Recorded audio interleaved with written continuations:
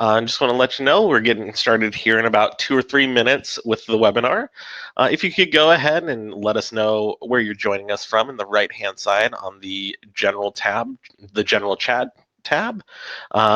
Just kind of want to get to know where everyone's joining us from and go from there. I'm going to be joined by Elsa here shortly, where she'll do a quick mic check with everyone to make sure everything's coming through loud and clear. If you could just let us know and make sure that it does sound loud and clear on your end, please let us know.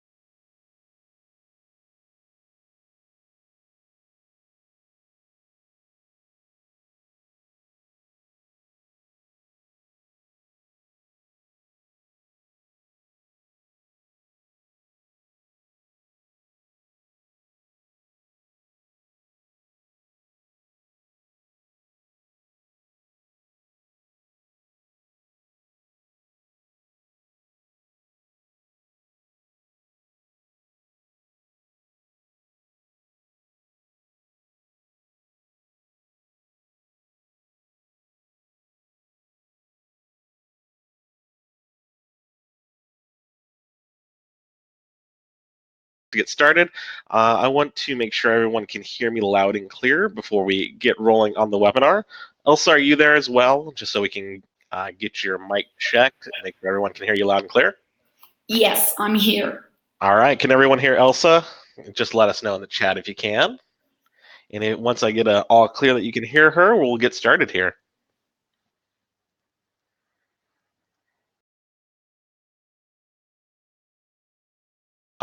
Sounds like everyone can hear us. So yeah, we're gonna get started here. My name again is Michael Long. I work for BuzzTime Business. We handle tablet solutions for bars, restaurants, any kind of place that needs in-venue entertainment. And I'm joined today by Elsa. She'll introduce herself here in just 1 second when we get there. But today we're just going to be touching on price for profit, how to create a menu that sells with 7 tips. So we're going to be touching on 7 tips on how to create a menu that sells, but also giving some different rules that you should be following when you're creating your menu. If you do have any questions, please feel free to throw them up in the chat on the right-hand side while we're talking. And then at the end, we'll address any questions or concerns at the end. I'll make sure I star any question that I do see on the right-hand side. So yeah, let's introduce the both of us. I am the content and community specialist here at BuzzTime. I've been here at BuzzTime since 2016, where I started in our customer service department, and I'm now in our marketing team, where we deal with the business owners, kind of creating content for them, just kind of to help in any way possible, whether it be with promotions or something like this, with how to create a menu that sells. I also work with different businesses in the community and help BuzzTime on the business side on social media as well. And today I'm joined by Elsa. She is the customer support and sales coordinator for Poster. I'm going to let her kind of introduce herself a little bit more, and then she'll dive into the first part of the webinar. Thank you so much for the introduction, Michael. And yes, I'm the customer support and sales coordinator in Latin America. My experience has been in customer relationship and customer success. And my main focus in Poster, as the presentation says, is just to ensure the best possible customer experience, giving support to customers, and just like teaching the team how to do so. I've been in Poster POS since this year, so I've been only for a year. And yeah, it's been great. So if I may start. So I will start by the 3 golden rules of setting up a profitable menu. To do so, I will focus on 3 things. So it will be setting up price, promotion of menu, and monitoring performance. These three things will be like the most important to get these done, to get a preferable menu done. So going up for the first rule will be price using the food cost formula. I don't know if you guys use this, but a healthy gross profit margin per dish should be somewhat around 70%. And a good POS software should be able to help you doing math to get the food cost formula done. For every menu item you sell, 25 to 30% of the selling price goes to covering your food cost, while the remaining should be your gross profit. There are two ways of giving price to your dishes. One will be cost plus pricing, and the second one will be market minus pricing. What I will suggest you to use will be the first one, the cost plus pricing. Still, I will explain a bit of the market minus pricing. So in the market minus pricing will be figuring out what will the market pay for this product and what your competitors are charging. So you know what can you charge for the product while still delivering value to the customer. Then you will need to figure it out how much you can spend on the product to keep you in the 25 to the 33% range. This one I won't recommend the most because at the end of the day, you will need to also know about, I don't know, the pricing of their competitors, and maybe you don't get to calculate very well the cost of your formula, and this is important. So the one that I will like you to concentrate the most will be the cost plus pricing. In this part, you will need to figure it out what it costs you to produce the product you want to sell, and then multiply that by 3 or 4 to get the product within that 25 to 33% cost of goods sold on the item. So for example, you will use this formula, your food cost per menu item between 0.30, and that will be the equal that you will be giving will be the profitable price. So for example, if you have a $3 hamburger in ingredients cost, if you divide that between 0.3, you will get a hamburger that should cost $10 to your client. But do pay attention because cost is not everything. There are some other ways to get that burgers to be a star, which I will explain later what is a star. But yeah, there are some ways to get that burger sold more easily to get the most revenue of. So for example, putting cents that can help, that will show that you're trying to offer a great bargain, and that's important if you're looking for a value-seeking crowd. So for example, instead of selling the burger in $10, you can sell it in $9.99, and that can actually result in more revenue. Up to here, are we okay? Oh, if you want, Greg, I can definitely answer to you by the end, so we can. So yeah. So the second rule will be promote beyond the menu. Here I put some examples of it. The ones that I would like you to concentrate the most will be the digital signage and sampling. Why? Because research shows that you can sell the most getting these two. For example, in digital signage, according to a Nielsen study, using these increases sales of promoted items by 33%, whereas sampling may increase your sampled item by up to 1,000%. Because it's like somehow these try before you buy, and people do like that. But you should not only concentrate on because of course the ones that you should also highlight the most, and the ones that the menus or the items in the menu that you need to promote should be the high margin menu items. But it's not only about this, you should also know which products are sold the most. And this will take me to my third and last rule, which is monitoring performance. And in this, your POS should also tell you which dishes are stars and which ones are dogs. That can be done through an ABC analysis or just comparing your products. Star dishes will be the ones that are popular on your menu and have high profitability. whereas dogs will be the dishes that do not get ordered and that cost you a lot of money to prepare. So that will be the less margin, the ones that you don't get as much margin as you would like. Input descriptions are, for example, so how do you know which ones are stars and which ones are dogs? At the end of every month, you should assess 3 stars and 3 dogs. Trends should emerge. You may notice a stake entry has been a dog, or and you need to ask yourself, why is that happening? Some common issues include the ones that I put you here. It could be a poor description, which could be like, are your servers on your menu descriptions not doing these menu item justice? Like, are you not explaining enough of what your menu entitles? Maybe also you could substitute a lesser cut to get the price down. So for example, let's say you have, I don't know, you're selling a salmon. Maybe you can put a bit less of a salmon so you can get a higher profit margin, or maybe you can also replace it. And instead of selling salmon wherever, you can sell, I don't know, a tilapia, whatever. So yeah, maybe that could also work. And for example, if you have a mushroom balsamic reduction sauce on the top of that steak, will that help it sell it more? Maybe you should mention it, or maybe you should add it. And of course, and the most important one will be word on the street. So maybe getting Yelp reviews, that could help you to know, or checking them out. That will also help you to know which products are the best and which ones are not so much. If you see some complaints, maybe you can fix it or definitely ditch it. That will be it for me, Michael.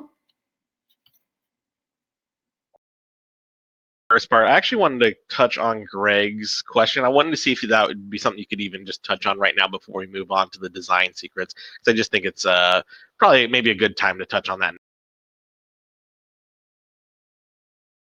So what does profit dollars per dish come into this equation? Oh, sorry, Danny's not hearing, able to listen to us. Michael? I'll touch base with Denny. Perfect. So, sorry, great. Where does profit dollars per dish come into this equation? Okay, in the food cost formula, you should know how much is costing you every dish. So let's say you're selling, I don't know, a ham and cheese sandwich. You should know how much your bread, your ham, your cheese, your tomato, whatever you put in this sandwich is costing you. To do so, there are like 2 or 3 ways. The one that I would recommend you the most will be like kind of getting an average of, and these will depend also on your inventory.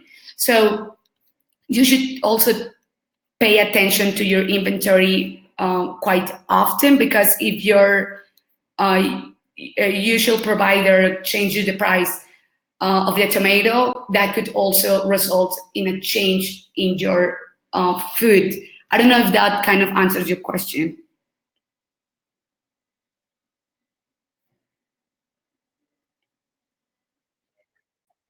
Move forward with the 7 design secrets of profitable menus. So what we'll kind of touch on is kind of the actual physical design of the menu, kind of where everything looks, or how everything looks, kind of different like tips and tricks that you can use to kind of create a menu that can create you more profit, but also is an appealing option for your customers. So kind of the first one I wanted to touch on is going to be eliminating zeros and dollar signs. Ditching the dollar sign. Cornell University research revealed that customers spend more when dollar signs are removed from their menus. So that's a very interesting fact, in that I feel like now people don't look at the numbers, and they don't think, if you're just looking at the numbers, you're not thinking about the actual price of the item. It just kind of gets lost inside of the actual menu itself. And whenever you do that, you don't add zeros as well. So adding the zeros, people a lot of the times, with the fonts that you're using or the size and scale of your menu, a lot of times people don't see that period and they just see the 9 and then the 2 zeros and they're like, 900, this doesn't make any sense. It's just a way that people won't be confused. By keeping it simple to single digits, it just makes it a lot easier for your customers to read. And it also does a lot for you as a business. It makes your menus a lot cleaner looking, and it creates that ease of use for your customers as well. Secondly, we're going to touch on give the dishes descriptive names. I remember Elsa was talking about that balsamic mushroom reduction that you're putting on your steak. If that is something that's going to keep on your menu, I would say make sure that that is in the description for the menu item, or give your menu item something that kind of gives them that extra little layer to your dishes. So something like if you're making a gourmet nacho, let's say, you would want to specify that it was topped with, say, artisan cheese. You're using chorizo. You're using a house-made guacamole, pico de gallo. Just making sure that people realize exactly what is in their dish and what value they're getting out of it. Creating these lengthier, vivid descriptions sold 27% better than your just basic menu items, according to researchers from the University of Illinois. It's pretty interesting that the way your menus are now kind of being built in this age where people are extremely interested in the exact ingredients, and you're having to make more additions and subtractions from different menu items to lean on different health styles. So you're vegans, vegetarians, people that maybe don't eat red meat. Having this as descriptive as possible is very important for that clientele, but also it creates this other dimension to your menu for customers as well.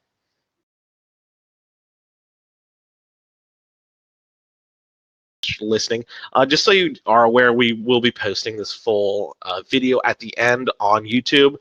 So if you are still having issues listening and you want to hang out still in the chat, feel free. But just so you know, if you aren't having some issues with the audio, this will be posted here later this afternoon if you do want to listen to the whole thing.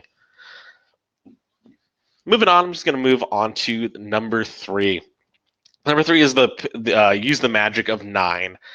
So a very interesting research from MIT and the University of Chicago. They found that customers bought more of an item priced at $39 as opposed to $34. It's a very odd idea, but in a lot of people, they're seeing that the money aspect is they're seeing that the 39 as opposed to the 34. It's very having to do with like the mental status that people are in when they're in the area. I mean, making sure that your menu is also gourmet, highlighting that number that is ending in a 9. It gives it a little bit more luxury in the customer's eyes. It's a very interesting thing that I really would recommend if you do want to check that out. We'll have a blog at the end that kind of links to all these different research studies on why these numbers work a certain way for certain customers. A lot of it is playing a mental game with your customers, making sure that numbers like the number 9, removing the zeros, it's just playing into their psyche and making it a way for them to making you a way to sell more product. Secondly, add sense if you want to convey value. So I know we touched on earlier removing the zeros, but one way you can also go is adding cents to the end. Research has revealed that even like 95 and 99 communicates that your businesses are giving a great value. It's not a $10 burger, it's a $9.95 burger. And I know that's something that we've seen in the retail space for many years. It's something that has been a great value for retailers such as, you even look at like Walmart in their rollback pricing. They have this the way they price their items is they'll maybe roll it back 4 cents less than their competitors, and people see that as a value. So they see something at $9.95 as opposed to $9.99 at another competitor, they're like, oh, this is a less expensive place, and it's only a 4 cent difference. So using that psychology of the 95 and the 99 communicates that your businesses are really just giving them a value. The one thing I would note is, though, you do need to know your clientele. Your clientele may not necessarily be looking for value. They're looking for more of that luxury experience. So in those cases, that's something where you maybe want to steer clear of using 99 and 95 and just sticking with those whole numbers. Those people may not care that they're spending $10 as opposed to $9.99. So just seeing something simply put on the menu will be more appealing and have the level of luxury maybe that they're looking for when they're visiting your restaurant or your business in general. Finally, get fancy with your fonts. I know easier to read, everyone wants to make it easier for the customer, but that's actually wrong. Multiple studies have shown that using fancier fonts is just the way to go. It may create an easier, you may want to create an easier reading option for maybe customers that do have vision impairments or anything like that. You always want to be sure that you're compliant to people like that. But I mean, in fact, researchers have found that more intricate and fancy, harder to read, I guess, technically, fonts. More guests believe the restaurant took extra care in preparation of the food, of their dish or their drink, and are willing to pay extra for the hard work that went into that menu item. So, what the menu is actually doing in this situation is conveying a different aesthetic to your food. So, what it's doing is creating this visual, I guess, it's making people that if you're not having pictures, let's say, on your menu, and they're just going off of all of how everything is laid out on your menu, the design, and these fonts, the more fancy, the more creative of fonts, they think that you're taking more care into your item, into your dishes that you're creating back there. If they took the time to make this really fancy font, they of course are taking a ton of time and a ton of care with the menu items as well, because this is just a menu. That's what the customer's thinking on the surface level. They're thinking, oh, this is just a menu. They could have just, they could have put Times New Roman on here and it would have been fine. But that's not the way your customer's actual site, like deep down brain, is thinking about it. They're seeing the care that is putting into it. And that goes a long way. That can really make a huge difference between selling something at a higher price as well. It's a huge way to boost your business, and even just doing something as simple as putting it in italics. I mean, I've seen restaurant menus do this a lot now. It's just italicizing things. It gives it a little bit more that they're just like, they took the time to actually highlight things, and they took time to do a different creative outlet for their menu. And then on to the sixth point, avoid choice overload. I know Elsa touched on, you have your top producing items and maybe your bottom three producing items, your stars and your dog versus your dogs. Making sure that you're not giving people too many options and doing something like that, 3 stars and 3 dogs, can be a huge way to avoid this kind of choice overload. If every month you're maybe taking your 3 stars, and of course you're going to be promoting that through your digital signage or table tents or however you do want to promote that item, taking those 3 dogs and other than just maybe reworking them or recycling them or kind of figuring out what is wrong with them, is maybe drop 1 or 2 of them just completely from the menu. Using that, you're creating less maybe ingredients that you have to bring into your restaurant. Research show that you want about 7 to 10 items per category for the highest sales. So you don't want to be overloading with 15 different sandwiches. Keep it, minimal. People don't want to be looking at a huge list of different items. Uh, I mean, because then they just get they get paralyzed by choice. So if you have so many items, you don't want people going through and like, oh, I don't know, I'm just gonna pick this one, and not take the time to maybe read through these. Maybe you have all these descriptions and you have the right pricing, but if there's too many things on that menu, it's just gonna bring people in and they're gonna go to what they would normally gravitate to at any restaurant, and it's gonna be something simple. It's not gonna be something adventurous where maybe the margins are a little bit higher on your end for you. They might just go to the something simple, and then that kind of can create an also a less desirable experience for your customer. If you do want them to have that really special sandwich that you have on the menu that kind of sets you apart for your customer, and then they're overloaded with so many different things, they're just like, I'm just gonna have the regular cheeseburger. that's not going to really set you apart. Because I mean, of course, you can have great ingredients and a great hamburger, but if there's too many choices, they're going to get lost, and then they're going to have this hamburger. And I mean, people have had how many? 20, 30, 40, 50 different hamburgers in their lifetime. It just will more likely get lost in the shuffle. So you want to avoid that. You want to make sure that you're keeping your stuff tight. You want to make sure that guests aren't overwhelmed and that they have a good amount of choice, but not too much choice. So using that stars and dogs methodology and creating what you know your big heavy hitters are, keeping those in the right category, and then the ones that are dogs, maybe trimming. You know, slow. You always want to be working on your menu. You don't want it to become stale for your customers, and those stars can kind of help with that. They're going to be able to be. Those are the things I definitely need to keep on my menu, and these are the things that probably regulars are ordering the most of. And then trimming off the stuff that isn't making you those margins, or and clearly isn't getting ordered for you.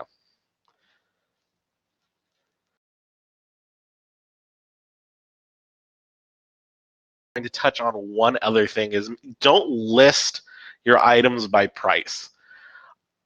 I think this is something that most restaurateurs, as well as bar owners, are starting to move away from. Thankfully, is you do not want people to go through, even if your items are categorized. Oh, Michael, thanks for joining us. Yeah, the video will be available on our YouTube channel, the BuzzTime Business YouTube channel, as well. We'll be sending out a blog follow-up in an email after the webinar today. No problem, Michael. So yeah, like I was touching on, the dare to compare idea is you want to avoid price comparisons wherever you can on your menu. So throwing things in different orders. So not listing it as here's my list of hamburgers. I have my classic, this, that, and the other, and they're just listed by pricing. That just people are like, oh, I'm getting down to like the $15 burgers. I don't want to pay that much. I want to pay right in the $10 range. By creating like this parity within your menu, it creates this idea of like they have to jump from different prices to different prices, and they kind of get lost in where the pricing is, and they're not going to be hamstrung by what the price is of the item. They're going to be more confident in being like, I'm going to get what I actually want to eat. You want your food to speak to the people that are browsing the menu. So make sure that you're mixing things up. Putting things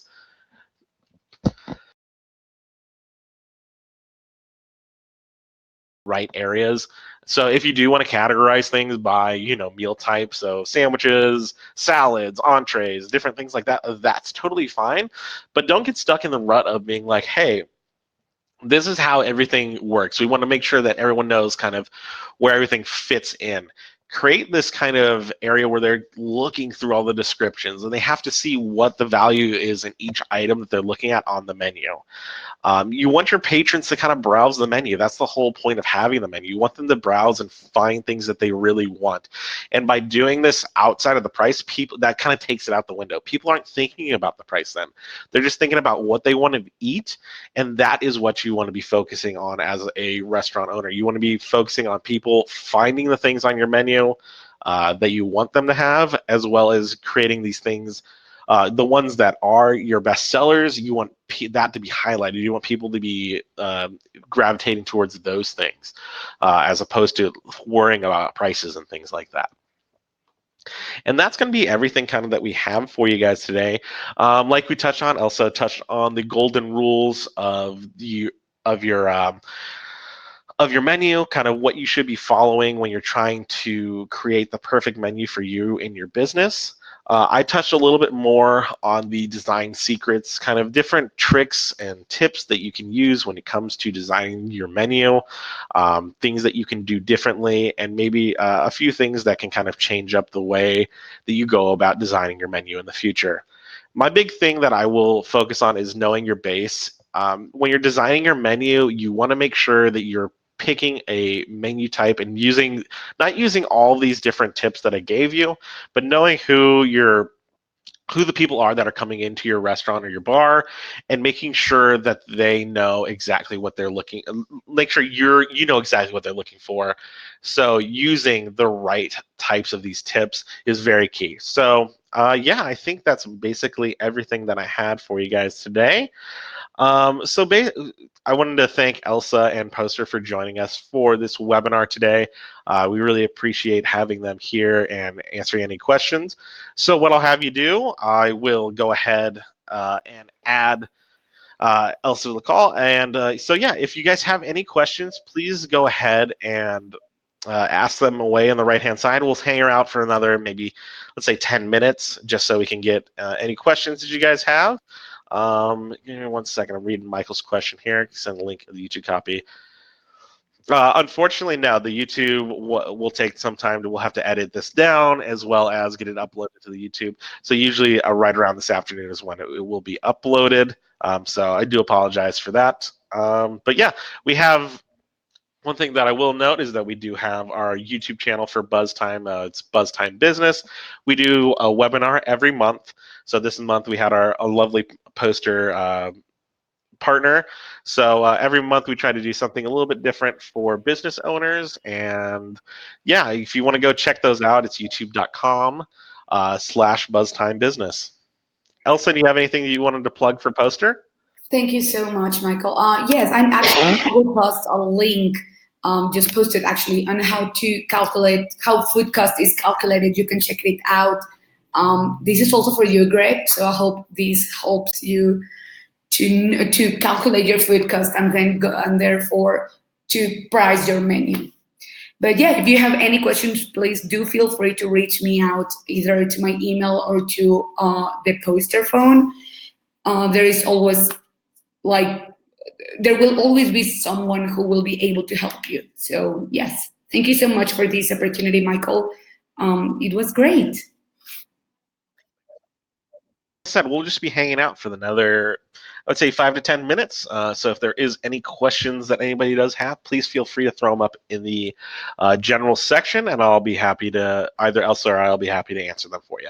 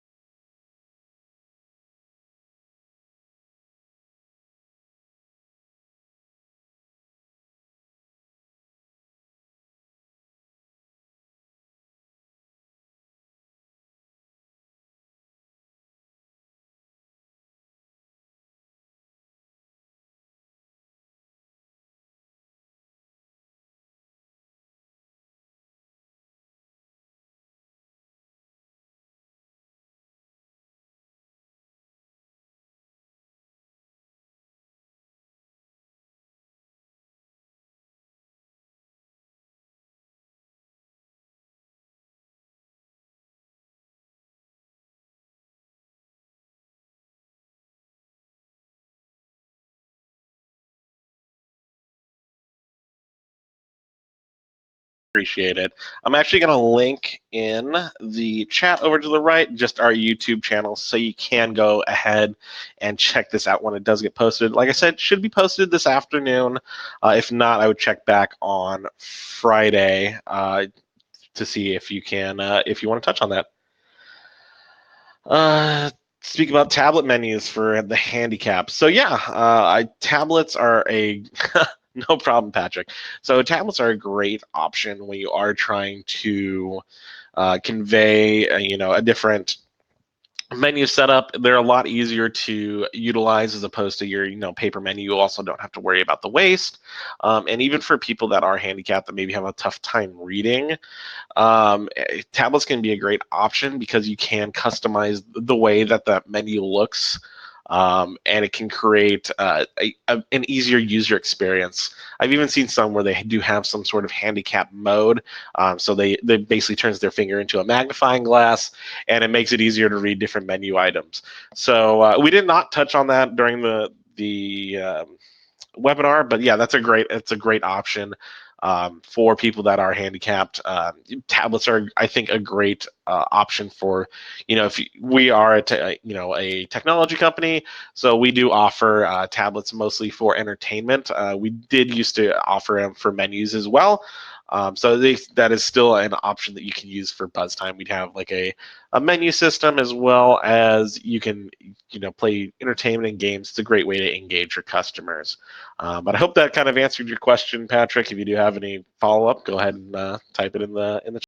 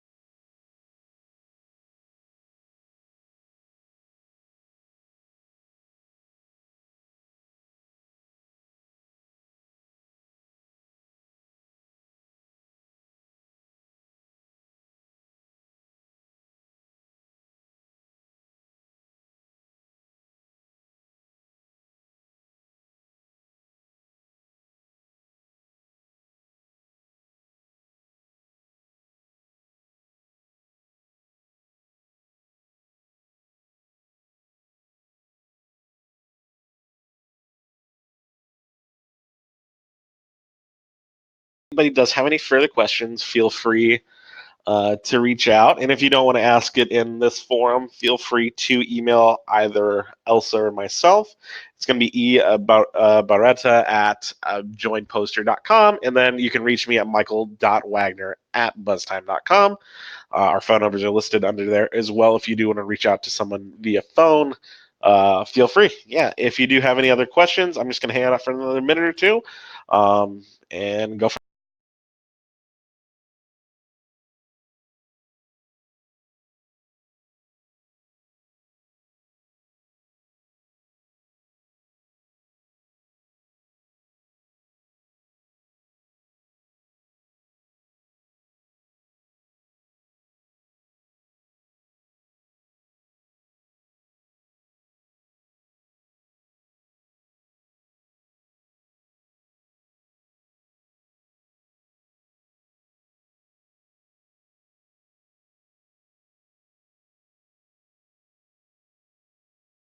Again, I appreciate Elsa for joining us from Poster.